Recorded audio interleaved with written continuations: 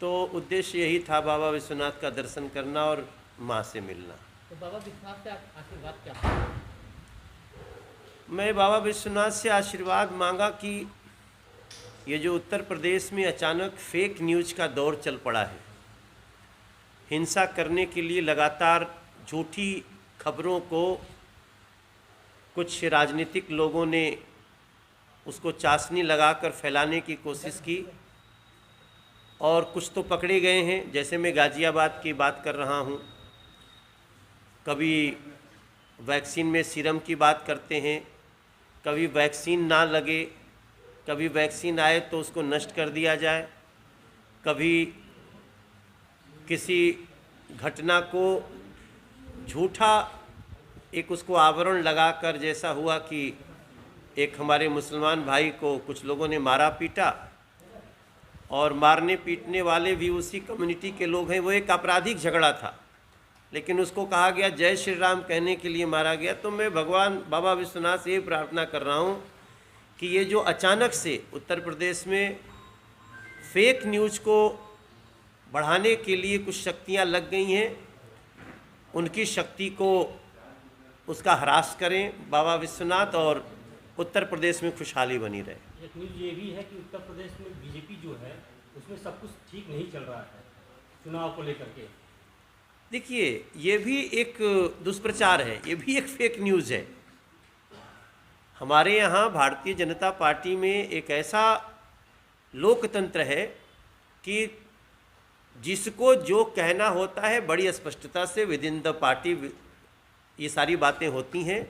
लेकिन जिस उत्तर प्रदेश में आप सोचिए, आज जिस भय के वातावरण को समाप्त किया है योगी आदित्यनाथ जी ने, जहाँ पे इस कोरोना संकट में भी ऑक्सीजन की आपूर्ति करने में भी कितने कम समय में एक विशाल समस्या का संकट हरा गया है, जैसे गरीबों का ध्यान रखा जा रहा है, सबका साथ सबका विकास हो रहा है, उसमें अगर कोई इस तरह से फेक न्यूज़ फैलाता है तो उसको भी फेक ही मानता हूँ।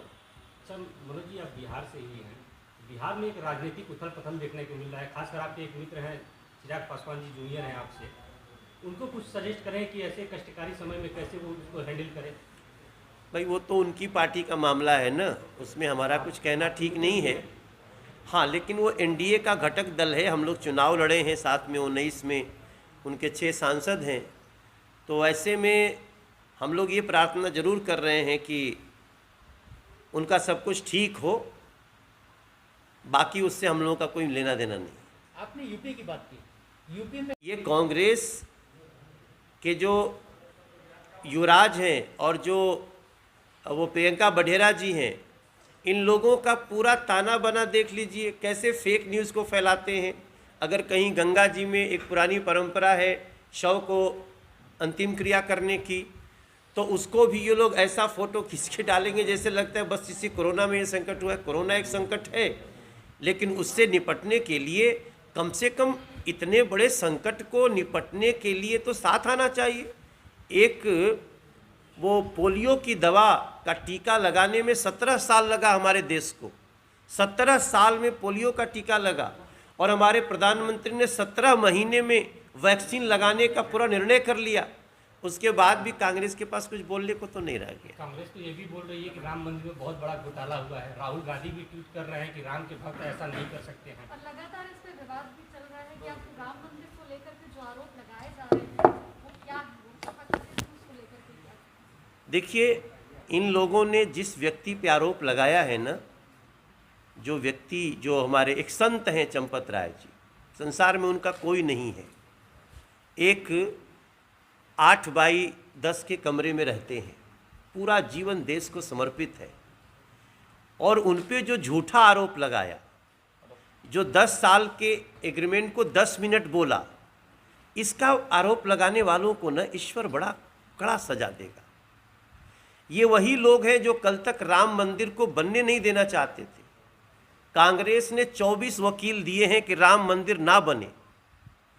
कांग्रेस ने लगातार आज़ादी के बाद से जितनी ताकत लगी इसको अटकाने भटकाने की कोशिश की।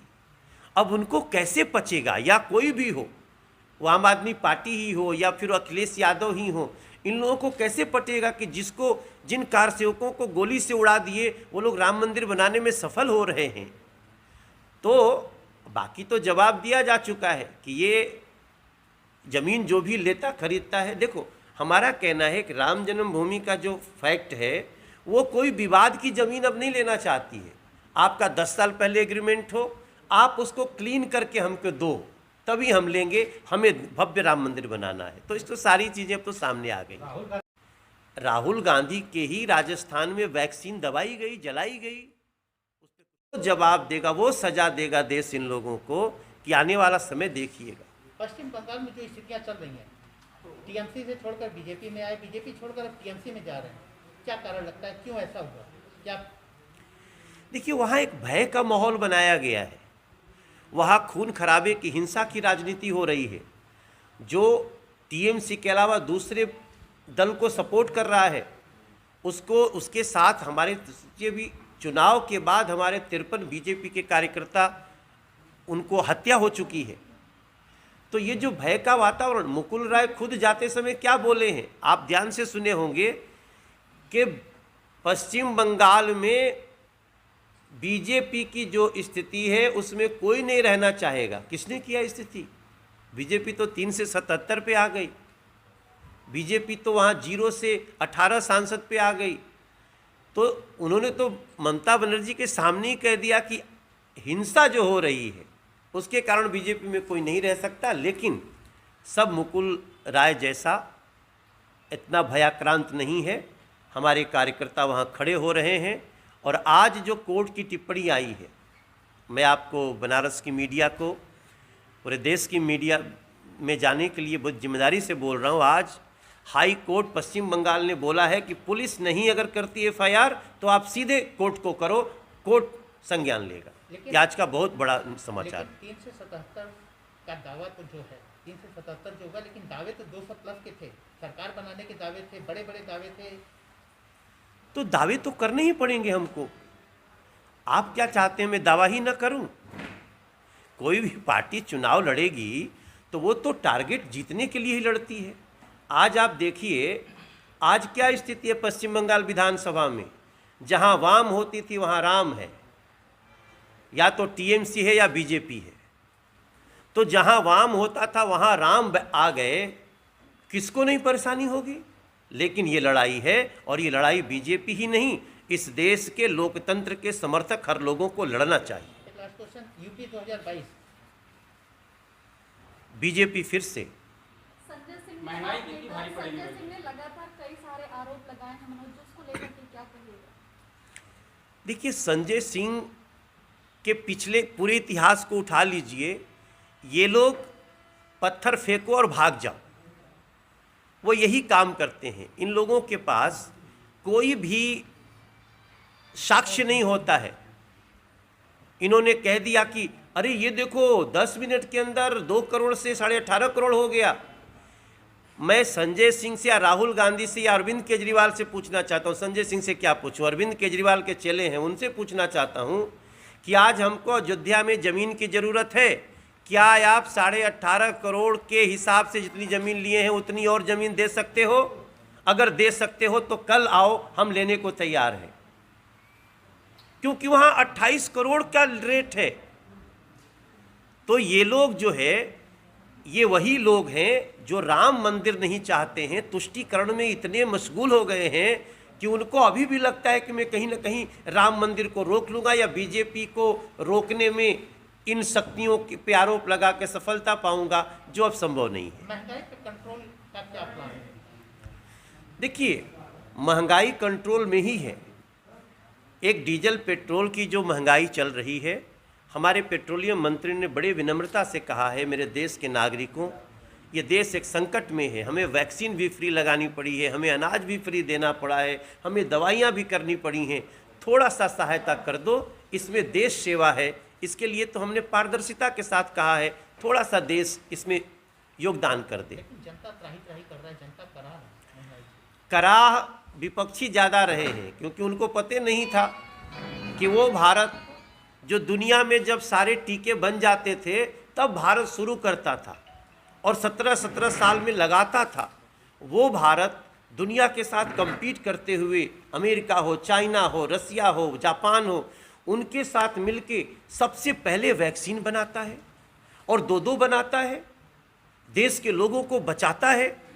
आज हमने क्या कहा, हमने जब मैं बोल रहा हूं तो आप नरेंद्र मोदी जी को समझिएगा, मैं एक सांसद हूं, हम दिसंबर तक इस देश के हर व्यक्ति को वैक्सीन लगा देंगे और विदाउट चार्जिंग एनी पेनी। तो आप सोचिए ये भारत में कभी होता था मेरे भाई बहन? वैक्सीनेशन तक महंगाई रहेगी, वैक्सीनेशन बाद महंगाई कम होने नहीं नहीं, ये बहुत थोड़े समय की बात है। एक जो कहते हैं ना 10 की लाठी एक का बोझ, तो देश मिल करके इस बोझ को लाठी बना दे।